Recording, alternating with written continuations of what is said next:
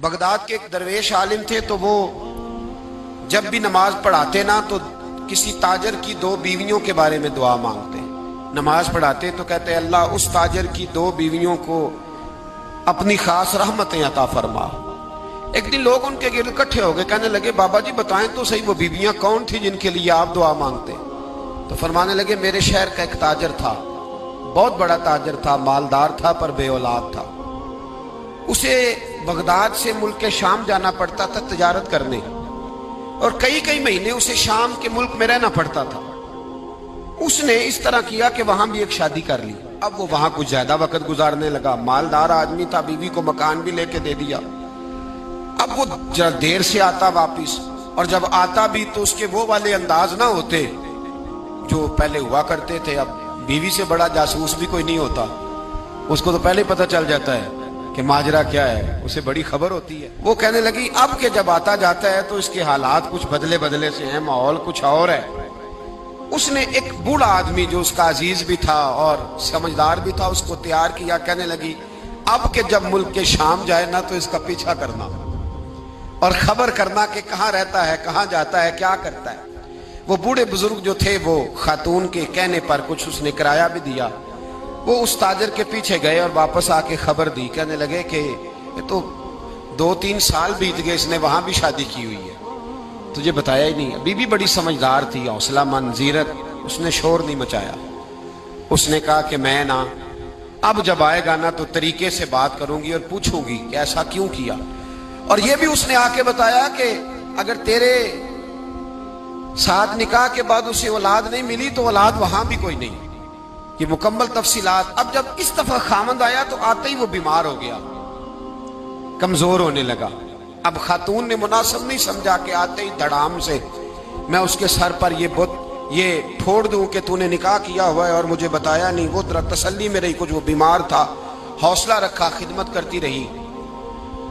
कुछ दिन गुजरे तो वो ताजर इंतकाल कर गया, फौत हो गया। अब राज खुल न सका, इद्दत गुजारी, और जब सारा माल जमा किया ना तो अशरफियों की बोरियां भर गई।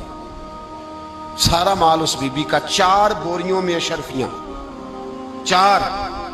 यहां तो पेट का दोजख है, माज अल्लाह भरता ही नहीं। हाल में मजीद, हाल में मजीद। वो जो कहते थे ना कि बस बाहर चला जाऊं और बाहर मैं कुछ थोड़े से पैसे कमा के 2-3 साल में लौट आऊंगा, फिर यहां आके कोई कारोबार करूंगा, वो गए हैं तो वापिस नहीं आए। वो जो कहते थे ना बस मैंने इतना सा कारोबार करना है कि मकान बन जाए, उन्होंने 4 मकान भी बना लिए हैं, लेकिन ब्रेक, हल में मजीद की दौड़ है। अब 4 बोरियां उस औरत ने छुपाए रखी। कोई बंदा नहीं जानता बगदाद में कि मुल्क के शाम में ताजर की दूसरी बीवी भी है। जब वो फारिग हुई तो उसने उस बूढ़े जासूस को फिर बुलाया और 2 बोरियां ऊंट पे रखी, खुद भी साथ बैठी और मुल्क के शाम गई। अल्लाह अकबर। वह बुजुर्ग कहते हैं मैं ऐसे ही नहीं दुआ करता। उसको जाके कहने लगी मैं अकेली वारिस नहीं हूं, आधे की वारिस तू भी है। मैं अकेली वारिस नहीं, ये तकसीम विरासत है, आधी की वारिस तू भी है। तो रख अपने पैसे, मुझे पता है उसने निकाह किया था पर मुझे बताया नहीं था, तो रख अपने पैसे, मैं तुझे दे रही हूं, आधे तेरे हैं आधे मेरे हैं। उसने नजर उठाई तो रो पड़ी, कहने लगी नहीं अब ये सारे तेरे ही हैं। अगर तू अल्लाह से डरती है तो मैं भी रब से डरती हूँ। अगर तू मुस्तफ़ा करीम का कलमा पढ़ती है तो मैं भी उसी नबी की मानने वाली हूँ।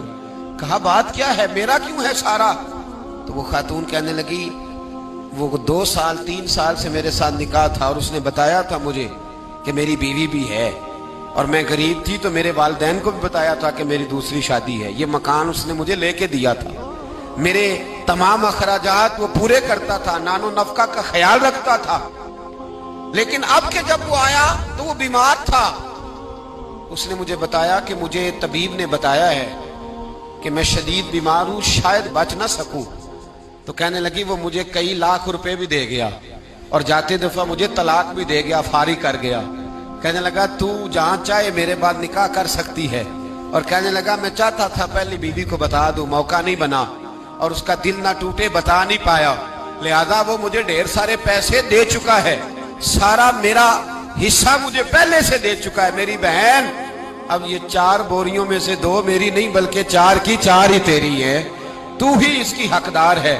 تو بزرگ کہتے ہیں مجھے بتاؤ جن کے اندر اس قسم کے تقوی کی جھلک ہو ان کے لیے ہر نماز کے بعد دعا مانگنی چاہیے کہ نہیں؟